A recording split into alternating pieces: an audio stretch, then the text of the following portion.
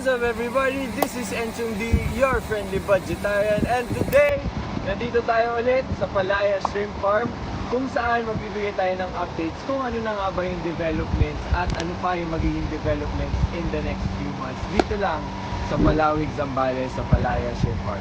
Tara, samahan niyo ako.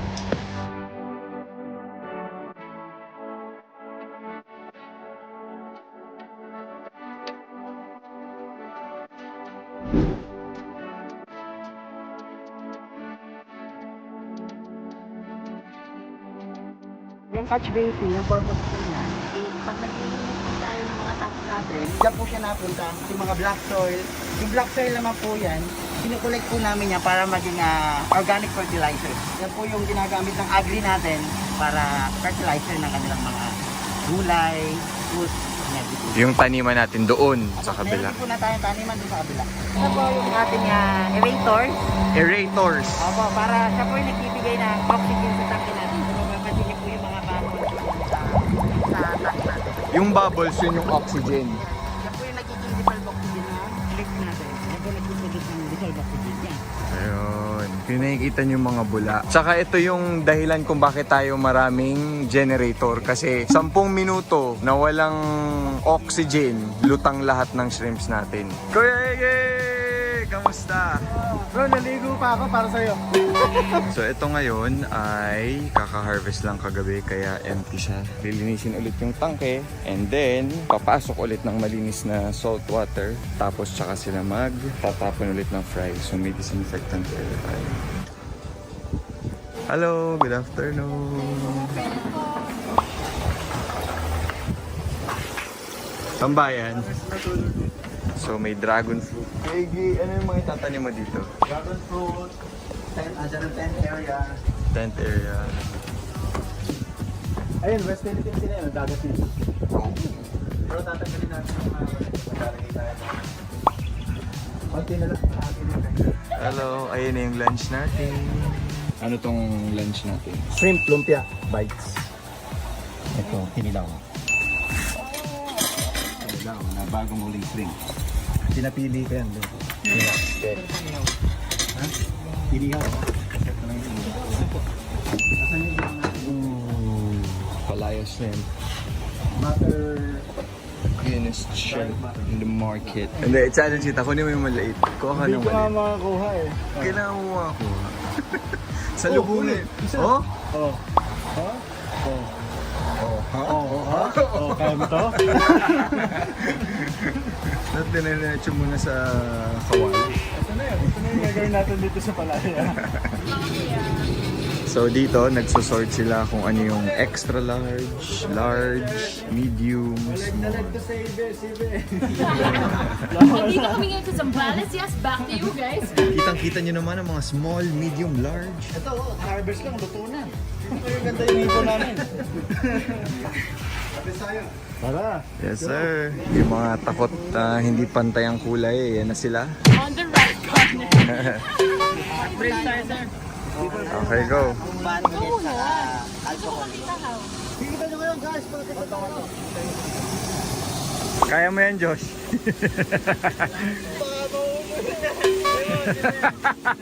Kita ko lahat to. Kamo, kita nyo lahat. Yun. Ayun. Konti! Tayo na to. So ito ang nahuli ni Joshua. Isa pa lang yan. May 2 tries pa ako. May 2 tries pa ako. More chances of getting shrimp. Palaya shrimp. Kita niyo naman kung gaano kalinis ang ating palaya shrimp. Oh, mas malaki na yung bilog. Yun! Huli. Tapos, hilahin to. Harap mo pa yung mga ipon. Taktak mo lang ng konti. Ayan sila. Laki. Okay, one more. Ang second contender galing sa Quezon City. Yes sir!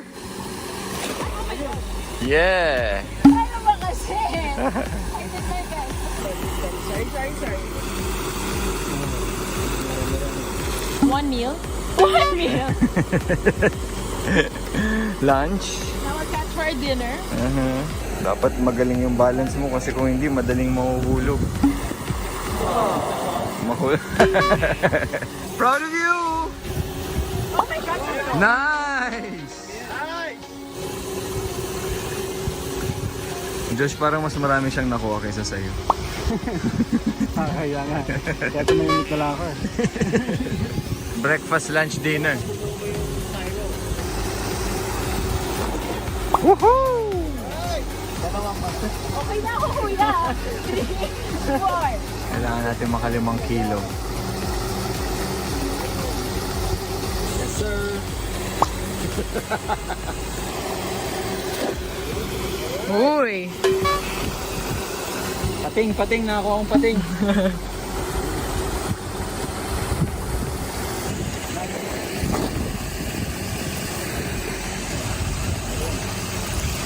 Itong size na to, anong size nito? XL? Medium po. Medium lang yun. Medium, tsaka large na. Ito, si Janjan mas legit. Ganyan ang tunay. Okay, Janjan, pakita mo sa amin. Uy! Laki. Anong nangyayari dyan, Joshua? Yan, ano naman yan? Check trade. Check So kami trade. sa nagbe-base ng feeding, mas demand na po. So, yan yung basehan nila kung kailangan na magdagdag ng pagkain. Dagdag or kailangan magbawas. Based po sa feeding. Janjan, saan ka nag-aaral? Ng Sa shrimp Mindoro. farming? Mindoro.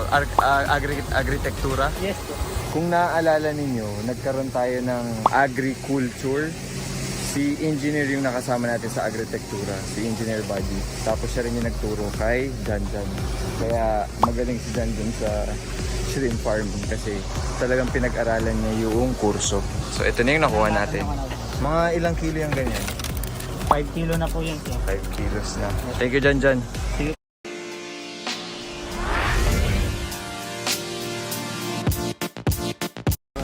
Okay, Gi, maraming salamat. Happy kami na nakadala ulit kami dito. Kwentuhan mo naman kami tungkol sa ating future developments. Ano yung ginagawa natin? Kasi kasalukuyan nakikita natin doon may hukay na nangyayari. Tapos doon din, meron tayong construction na nangyayari. Ano naman? Actually, that's the remaining 80%. We just finished 20% of Palace Shrimp Farm. Ang vision natin is to produce 1 KMT annually. Ibig sabihin nun, 1,000 metric tons every year. So it will give us 1 million kilos every year. It will give us about 320 million in gross revenue. In effect, we can help about 200 resellers in Metro Manila earning about 20 to 25,000 pesos every month. Extra income and every Saturday lang. And about a couple of dealers locally. Kasi marami ring dealers na in need of shrimp pero walang masyadong production. Ulitin ko, ang malaking production nasa Visayas and Mindanao. And nationally, as a country, mababa pa ang production natin compared to nearby countries sa Southeast Asia. In fact, pinakamababa tayo. We only produce 60,000 metric tons every year. Ano yung vision ng Palaya? Ano yung vision ng isang Kuya Iggy para sa Palaya Shrimp Farm? Sa Palaya Shrimp Farm, basically yung 1 KMT, that's the goal. 1 KMT. Affecting directly and indirectly yung community natin dito. Ngayon, ang kitang-kita namin yung effect ng Palaya Shrimp Farm sa 4 barangay. Bakit pinili ng Palaya na to go to the cleanest, a premium kind of harvesting shrimp harvests? Yes, we want to be, if there is such thing as a Starbucks of shrimp or the Wagyu of shrimp, doon tayo po posisyon. Kasi maraming pumuposisyon sa mass production lang ng Nippon. We chose to create our own niche sa market, our own category. We will only produce premium, clean, and fresh shrimp. Tayo ang pinakamalinis na tangke, OA tayo sa linis. We are really proud that we are serving or growing the best shrimp in the Philippines right now. The cleanest and the freshest. Thank you, Kuya Iggy. Akalata ni Joshua Theme Park yung Ilang metro ang taas nito, Kuya Iggy? Bawat wall? 8? Ay? 1.5 yan. 2 meters, 2.5 yung hanggang foundation. 2.5 meters.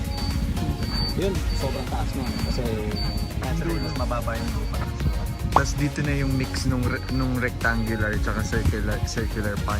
There you go guys! Maraming salamat Kuya Iggy. Maraming salamat sa pag-update sa amin. Thank you very much for joining us. We will see you again. Please follow all our social media accounts down below. Right here. And then shout out to all our frontliners. Kuya Iggy, mag-ingat ka parati. Maraming salamat.